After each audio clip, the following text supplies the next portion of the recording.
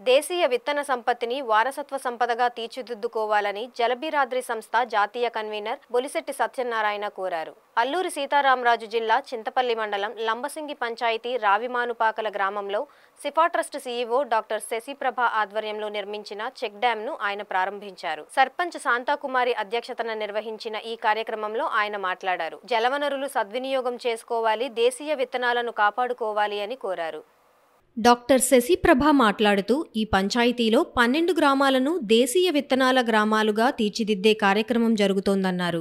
అరావళి పర్వతాలలో వలె ఈ ప్రాంతంలో దేశీయ విత్తన పర్యాటక గ్రామాలు అభివృద్ధి చేయడానికి ఏర్పాట్లు చేస్తున్నామన్నారు. ఈ కార్యక్రమంలో MPTC Nagamani, green climate team వ్యవస్థాపక కార్యదర్శి జేవి రత్నం పాల్గొని మాట్లాడారు. అలాగే సిఫా సంస్థ ప్రతినిధులు నర్సింగ్, రామలక్ష్మి, భాస్కర్, శ్రీనివాస్, దుర్గాప్రసాద్, రాజు, రాము తదితరులు పాల్గొన్నారు.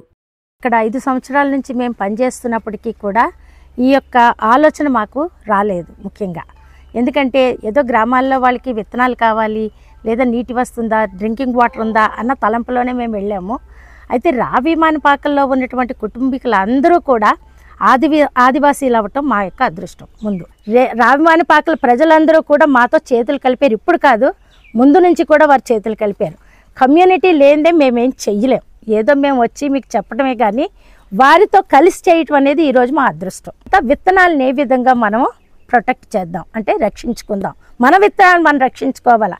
ఎక్కడి నుంచో బయట నుంచి వచ్చినటువంటి ఇతర విత్తనాలు, హైబ్రిడ్ సీడ్లు ఇవన్నీ వేసుకోకూడదు. ఎందుకంటే అది వేస్తే వేరే ఎరువులు వేసుకోవాలి. ఆ వేరే ఎరువులు వేసుకోవాలి అని అంటే మళ్ళీ దానికి మనం ఇంకా కొంత పురుగుల మందులు తేవాలి.